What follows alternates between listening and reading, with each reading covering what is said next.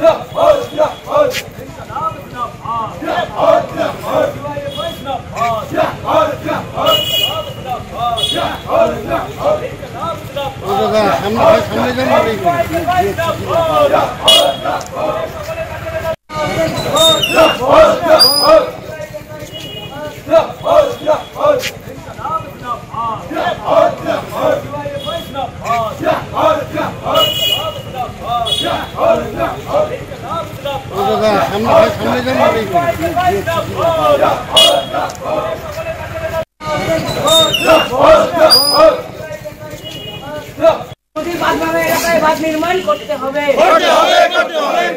বালু চুরি করা বন্ধ করতে হবে এই দাবিতে ডিওয়াইএফআই লড়বে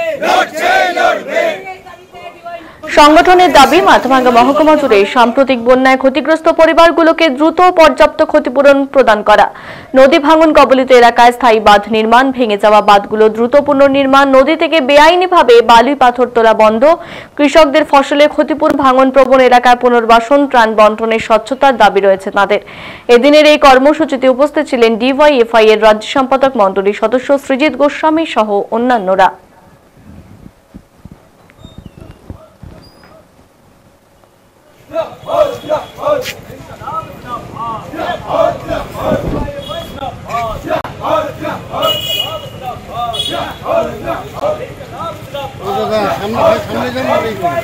সবাই জানেন যে সাম্প্রতিক সময়ে অক্টোবর মাসের শুরুতে গোটা উত্তরের অংশের জেলাগুলি আমাদের পশ্চিমবঙ্গ ভয়ঙ্কর বিপর্যয়ের মুখোমুখি হয়, বন্যা।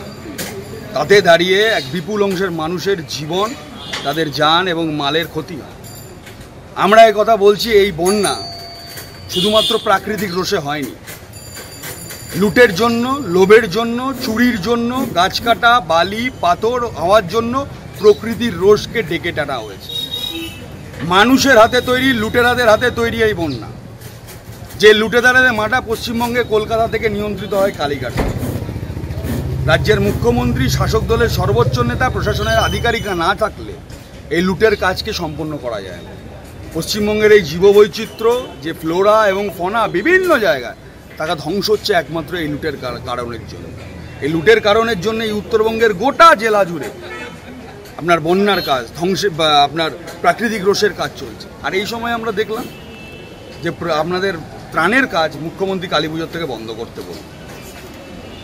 আমরা এই কথা স্পষ্ট বলতে চাই, পশ্চিমবঙ্গ ডিওয়াইএফআই রাজ্য কমিটি পরিবেশ রক্ষার লড়াই, তার সাথে জড়িয়ে আছে মানুষের জীবন, ভবিষ্যৎ, কর্মসংস্থান, খেয়ে পড়ার, বাঁচার সমস্ত সম্ভাবনা।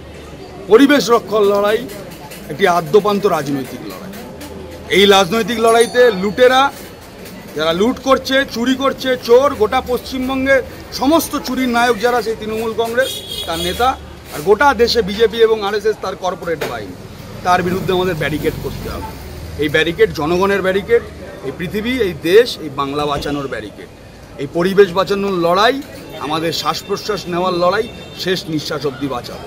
বাংলাকে যদি রক্ষা করতে হয় তাহলে পরিবেশও আজকের দিনে একটি গুরুত্বপূর্ণ রাজনৈতিক লড়াই, যাতে একটা বিপুল অংশের মানুষ তার দ্বারা এফেক্ট হয় এবং একটা বিপুল অংশের লুটেরা এর মাধ্যম দিয়ে ফুলে ফেপে পড়ে শাসকের বদান্যতায় এবং শাসককে টিকিয়ে রাখতে সাহায্য করে। এই জন্যই আজকে আমাদের কর্মসূচি গোটা উত্তরবঙ্গের জলপাইগুড়ি, দার্জিলিং, আলিপুরদুয়ার, কোচবিহার জেলা জুড়ে আমাদের করছে। আগামী দিনে গোটা বঙ্গে, গোটা ভারতবর্ষে ডিওয়াইএফআইয়ের মূল যে আমাদের লড়াই, পরিবেশ রক্ষার লড়াই, সেই রাজনৈতিক লড়াই আমাদের জারি থাকবে। দেশের বিভিন্ন প্রান্তে প্রকৃতিকে ধ্বংস করে যে লুটেরা, কর্পোরেট গোষ্ঠী বারবারন্ত, তার বিরুদ্ধেই আমাদের এই লড়াই। মূলত কত দফা দাবিতে আজকের এই ডেপুটেশন?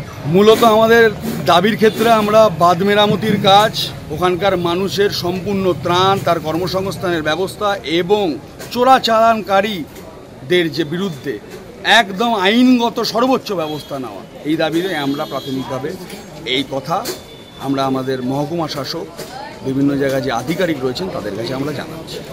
আপনার নাম?